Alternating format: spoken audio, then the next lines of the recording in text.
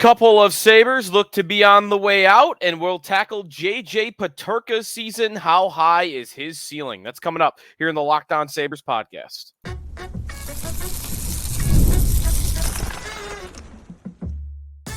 You're Locked On Sabres, your daily podcast on the Buffalo Sabres.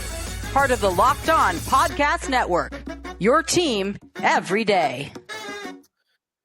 And thanks for making Locked On Sabres your first listen every day. We are free and available wherever you get your podcast. Part of the Locked On Podcast Network, your team every day. Sneaky Joe DiBiase. Today's episode is presented by FanDuel. Make every moment more right now. New customers get $150 in bonus bets with any winning $5 bet. It's $150 with any winning $5 bet. Visit FanDuel.com/LockedOn to get started. As the playoffs roll along, Boston is still alive, going at it with Florida.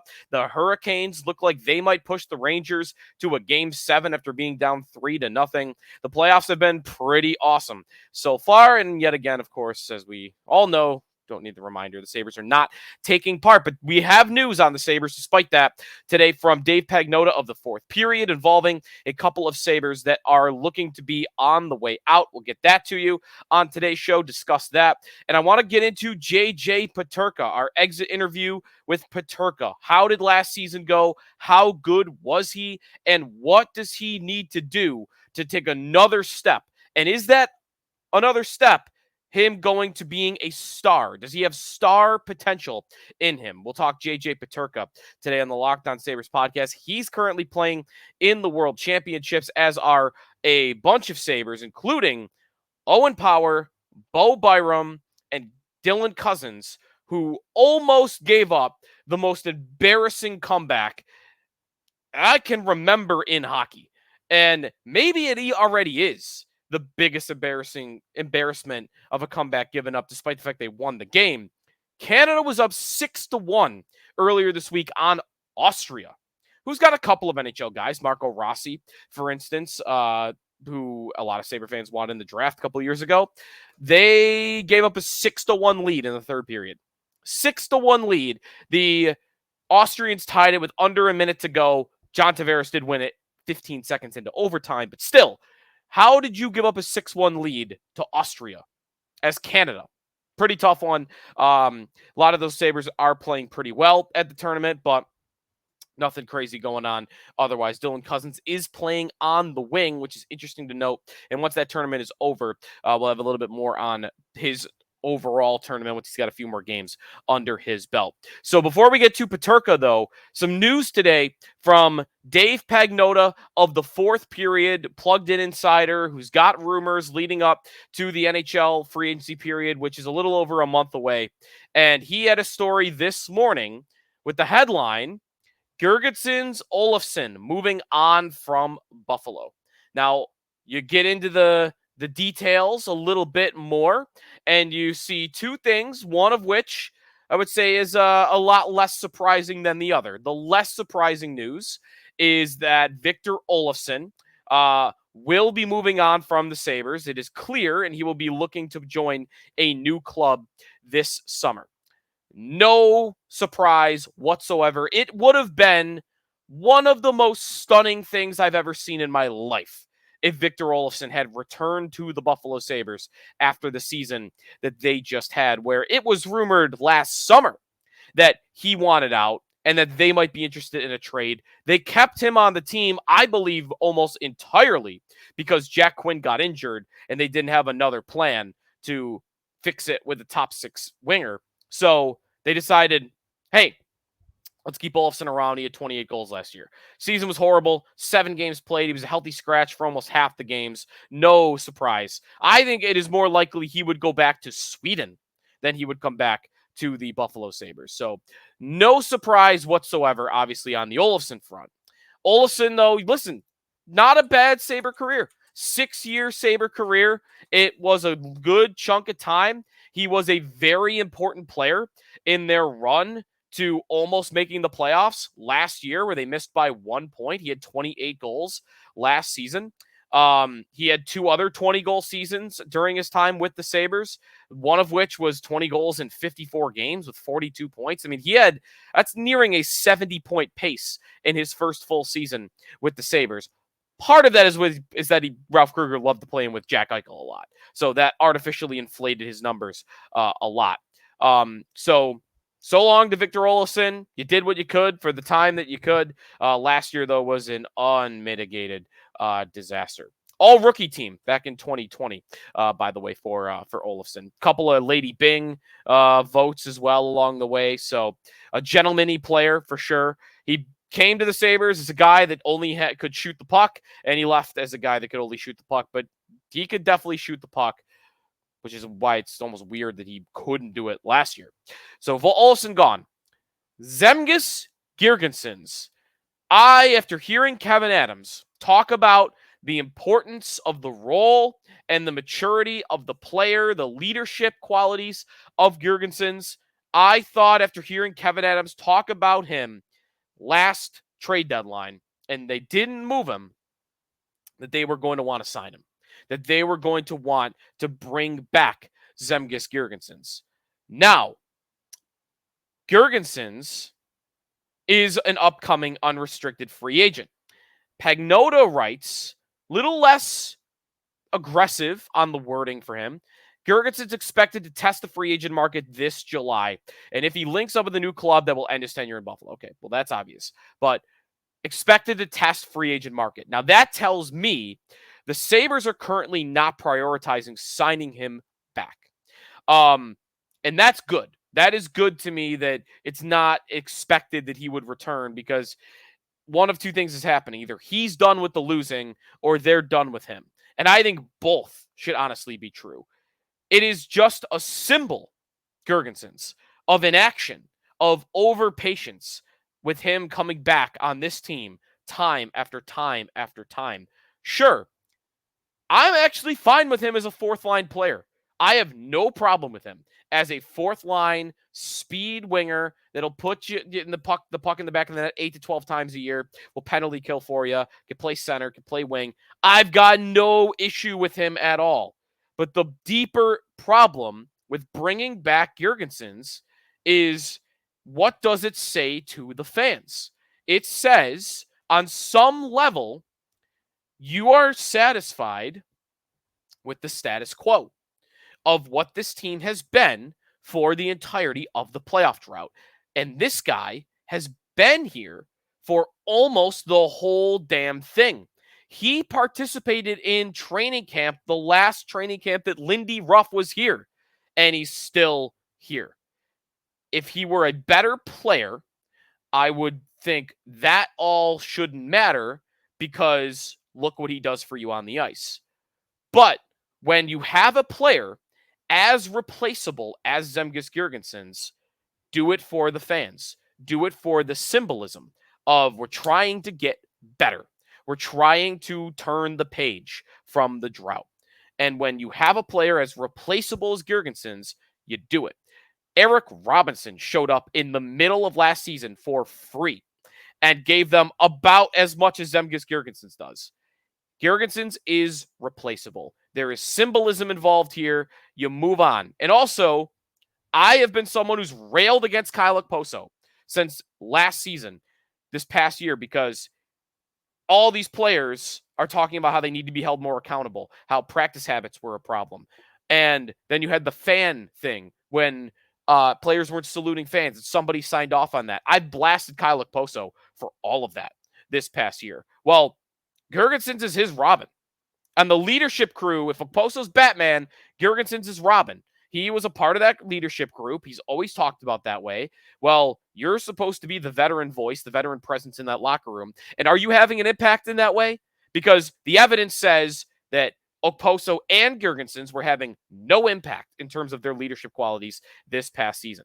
So if I'm not getting the leadership that I want, he's easily replaceable, and it benefits my fans. It shows something to my fans if I move on from this guy and replace him with somebody else. To me, on all three fronts, you move on from Zemgus Girgensons and let him go play somewhere else. And hey, maybe he can go win somewhere else. It'd be good for him if he could do that too. So we'll see if that ends up happening. Olofsson, though, we know that's definitely going to happen. When we come back, JJ Peterka, just how good was his season last year? I got some numbers that are going to be even better than you probably think they are. That's coming up here on the Locked On Sabres podcast. We are presented here on the show by Policygenius. Policygenius is the country's leading online insurance marketplace. Saves you time and money so you can provide your family with a financial safety net starting today. Policygenius helps you compare your options from top companies, and their team of licensed experts is on hand to help you through it. Talk to a team of award-winning agents who will walk you through the process step by step. Your work-life insurance policy may not offer enough protection for your family's needs. Policygenius, they have no incentive to recommend one insurer over another, so you can trust their guidance. Thousands of 5-star reviews on Google and Trustpilot from customers who found the best fit for their needs. Check life insurance off your to-do list in no time with Policygenius. Head to policygenius.com/LockedOnNHL or click the link in the description to get your free life insurance quotes and see how much you could save. That's policygenius.com/LockedOnNHL. Back here on the Locked On Sabres podcast. Thanks for making us your first listen every day. If you're sick of all that yelling on Fox Sports or ESPN, be sure to check out Locked On Sports Today, a free 24/7 sports streaming channel programmed for your everyday. Available streaming 24/7 on YouTube or the free Amazon Fire TV channels app. All right. Sabres off season. We roll along. Let's look back on last season a little bit. We're going player by player currently in the forward groups. Let's get to JJ Peterka, who had an incredible career year, breakout season for sure. I would say next to Ukko-Pekka Luukkonen, one of the happiest, fans are happier with Peterka more than maybe anybody but Luukkonen. Last year, second on the team in goals, 28 goals, 22 assists, 50 points. That was fourth on the team, only behind Alex Tuch, Rasmus Dahlin, and Tage Thompson. JJ Peterka was incredible last year, especially at 5-on-5. And remember, all of this is mostly without Jack Quinn and with Dylan Cousins having a horrible season by his standards. So Cousins takes a big step back. Quinn's gone for much of the year. And Peterka still had the production that he had, which makes it all the more impressive. Goals at 5-on-5 last season in the entire NHL. Number 13, tied for 12th actually. Tied for 12th. The most 5-on-5 goals last season in the National Hockey League was JJ Peterka with 23 goals at 5-on-5. That was tied with Brady Tkachuk, Sidney Crosby, better than Brock Nelson, Kyle Connor, William Nylander, Kirill Kaprizov, Nikita Kucherov, Carter Verhaeghe, JT Miller, Sam Reinhart, Tyler Seguin, Travis Konechny, Connor McDavid, Evgeny Malkin. I could keep going on and on. Matt Boldy, Nico Hischier, Anthony Mantha.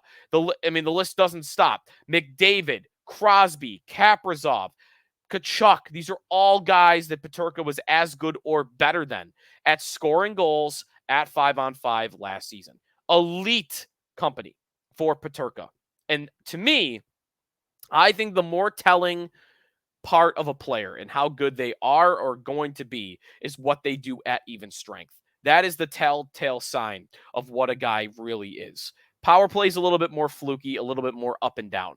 What do you do at even strength? And this guy just had an incredible season on that front. Again, playing with it wasn't Thompson and Tuch until right at the end of the season.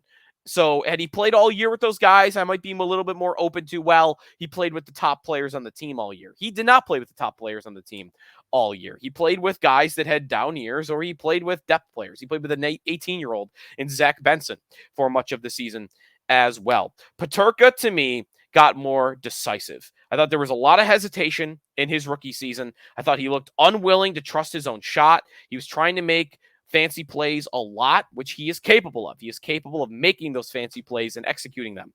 But more decisive, was more of a shot-first player in his second year. I thought he was more of a pass-first player in his first year. And I think that you saw his shooting ability. He presents as a guy that's going to score 30-plus goals consistently in the NHL, in my opinion. Peterka was great. Now, there is a lot more to get to, but and on his ceiling. The reason he's not a star yet, and the reason, hey, it's only 50 points, it's only 28 goals in 82 games last year. By the way, Peterka was the only Saber that played every single game last season. So he stayed completely healthy all year long, which was a good sign.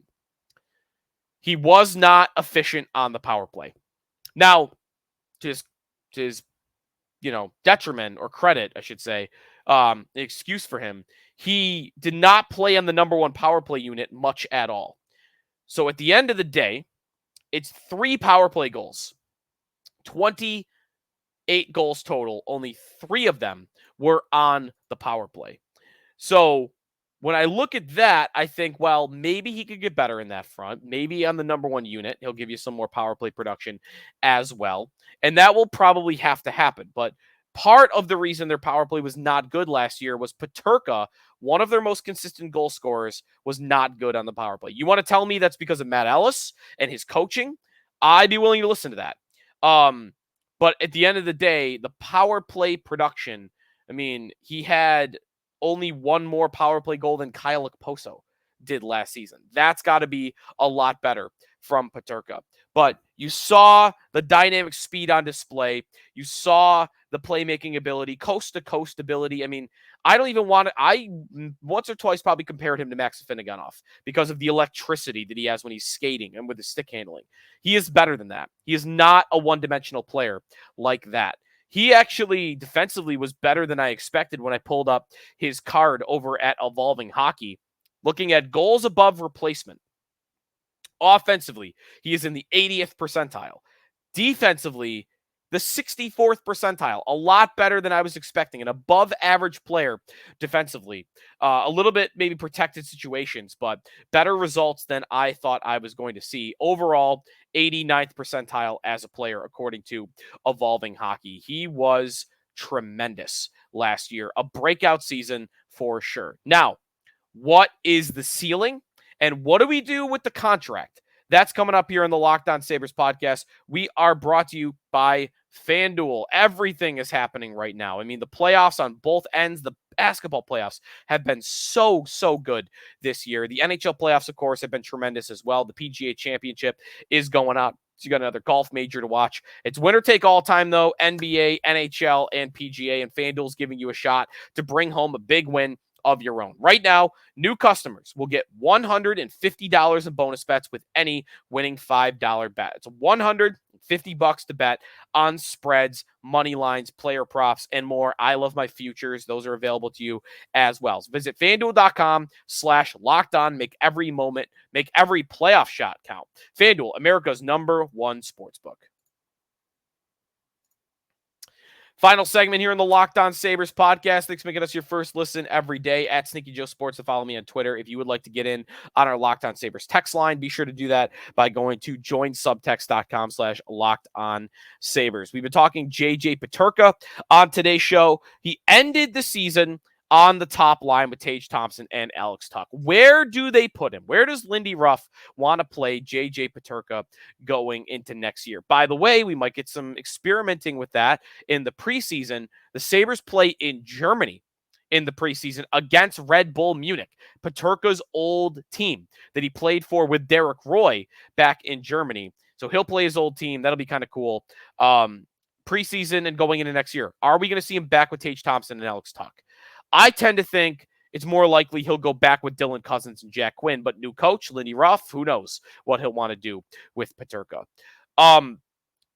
Peterka, ceiling-wise, I'm not going to lie. It's pretty simple. This is not going to be rocket science for how does he take the next step from what he was last year to a star in the league. And I think he could be that. I think, Bulldog over WGR, I was at a Sabre game with him last year, and we were talking about Peterka, and he said a sentence that I never thought I would ever hear about Peterka from anybody. He said, I think he could be Kucherov. He said that. I think he could be Kucherov. Now, we were all having fun, couple of wobbly pops, right? So maybe he was just kidding around on some degree, but he said it. And I'm like, I after hearing that, the real lesson here is I listened to that and thought, maybe I need to re-examine what my own expectations are of Peterka. Because at that time, middle of last year, he was scoring goals. I thought, this guy's going to be a really good second-line player for them for a really long time. Maybe I should be open to, there's a star in there. That guy could be their best forward. Maybe that's possible. How many guys in their organization right now would we want to say are capable of being their best forward? Right now, it's Tage Thompson. So that's one. I think because of what he did as an 18-year-old and his draft status, I think Zach Benson has got to be on the list of that guy's capable of being their best forward someday. That's two. Matt Savoy's lighting up the WHL, won the WHL championship, another goal for Matt Savoy. Maybe I include him. He was a top 10 pick. I'm stretching to get to 3. I think I'm putting Peterka on that list. I think he's got more upside. Again, not rocket science, though. Just give me more assists as a playmaker and score more on the power play. That's it. Because if he goes from a guy that scored 3 goals on the power play to 12 goals on the power play, which is not a crazy number, we're talking about a 40-goal score. And imagine he has that one crazy lucky year where he scores a lot of power play goals. Now, look at some of the league leaders in the league. Let's look at Sam Reinhart for this, because Sam Reinhart this year was the prime example of career year that was driven by the power play. Look at Reinhart's career in Buffalo.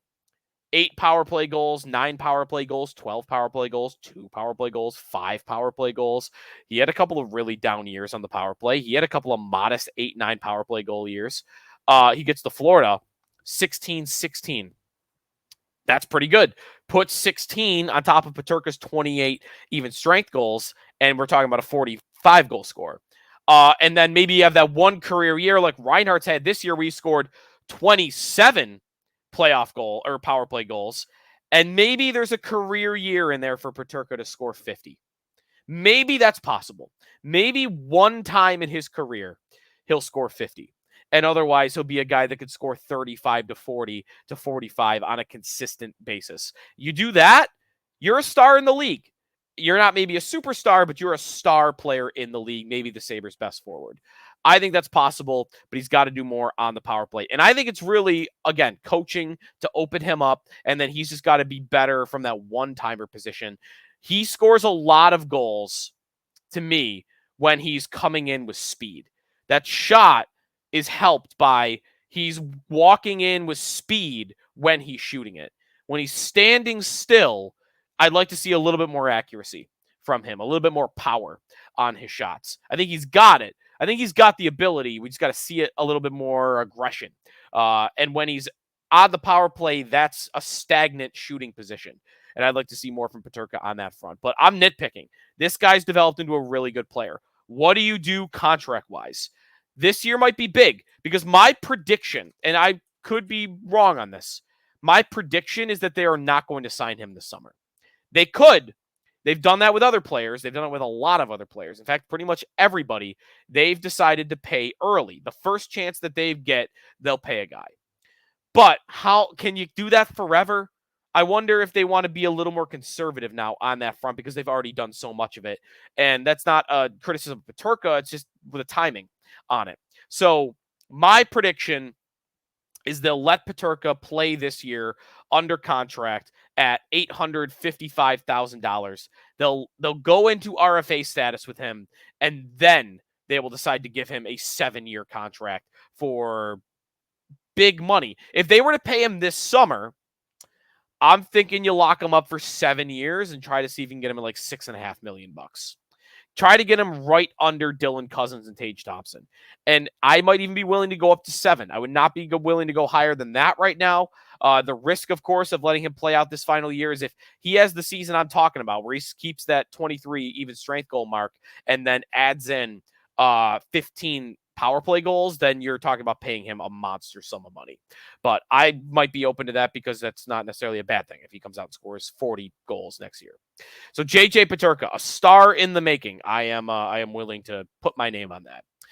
All right, it's going to do for us today here on the Locked On Sabres podcast. Jack Quinn will be the next name that we will talk about, and we'll talk more playoffs as we roll along here in the Sabres off season. Thanks for listening today here on the Locked On Sabres podcast. Again, be sure to check out Locked On Sports Today, 24/7 streaming channel on YouTube, available as well on Amazon Fire TV. We'll talk to you next time here on the Locked On Sabres podcast, part of the Locked On Podcast Network, your team every day.